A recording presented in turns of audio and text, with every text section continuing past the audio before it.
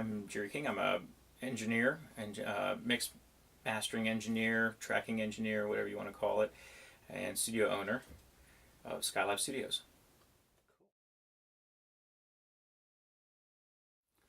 Skylab Studios is a professional recording facility located in Gainesville, Florida, and we've been in Gainesville for about 25 years.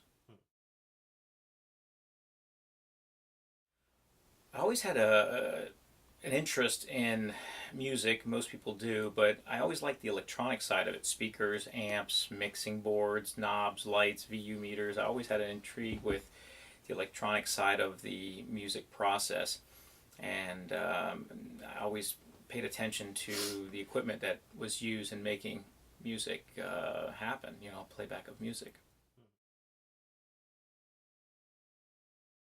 I have to say, when I first started out, a lot of the electronic musicians that were available, it piqued my interest: Kraftwerk, Depeche Mode, some of the early industrial type groups, and even some of the rock genres. Growing up through the 80s, we had a lot of rock bands, hair bands, just basically a little bit of everybody's style.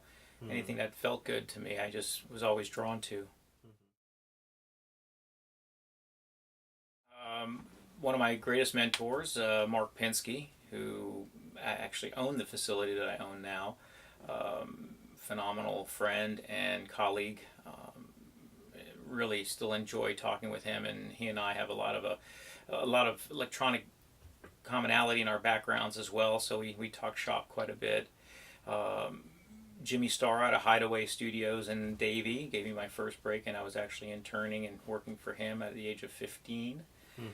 It was an early start for most people, and usually don't get started in this genre of music and electronics until they're much older. So that was a nice jump ahead. But basically, anybody who along the way shared their recording knowledge or ideas, even probably too many to name here, but those are the ones that stand out the most at the moment. A good sound engineer is someone who's technically savvy, also pays attention to what the client is needing. We wear many hats in a session. It's not just pushing buttons or making a recording happen. It's a process. It's more than just the recording. It's a development. It's an assembly process. It's a thinking ahead of where you're at process. There's a lot to factor in when you are engineering. So a good engineer to me would be someone who's well-rounded, has good people skills, is still focused, doesn't get sidetracked, is driven while working with a client, but also is able to be compassionate enough to know how to be patient with the client. To me, all those areas, make up a good engineer, and obviously good technical skills as well as mixing and being able to do good recording techniques. I think we pride ourselves in being professional and a clean facility. I've always enjoyed working in facilities that were well kept and felt professional. So I always try to extend that type of mentality through what people experience here. What we offer, I think that's different than most facilities, is we have quite a few areas in the studio that are very neat to us, because not only are our acoustics and our rooms well designed — Mark Pinsky did a phenomenal job in designing the facility when it was his — but also the attention to detail that we put into everything we do, I believe, is part of what continues into most people's projects. I think we pride ourselves too in working with people of all genres and levels of quality and capability. We have people come in who've never been in the studio before, and we have people who've been recording for 20, 30 years, if not longer. And to us, it's nice that we can actually accommodate all levels of recording capabilities for whoever's coming in. It's going to take time. Make sure you find out what it is you're trying to do for yourself. It's going to be long hours. Clients are not always going to be fair with you. you got to really have a love for engineering. I see a lot of engineers who come to me, interns, people who want to basically have a position in a studio like this, but I think that their focus is a little bit outside of the technology. I'd say as a studio owner, it's important to love music, obviously, but I think it's important to learn how to constantly, for lack of better words, marry the technology to the music that's being recorded.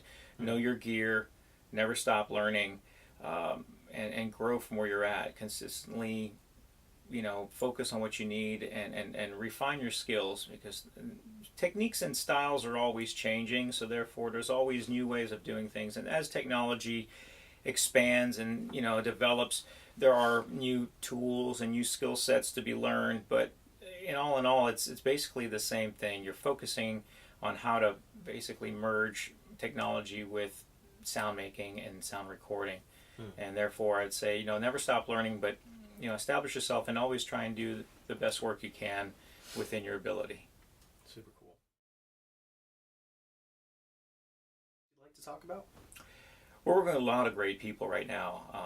On the Avenue has been one of our newest groups that we've been working with, and those guys are great.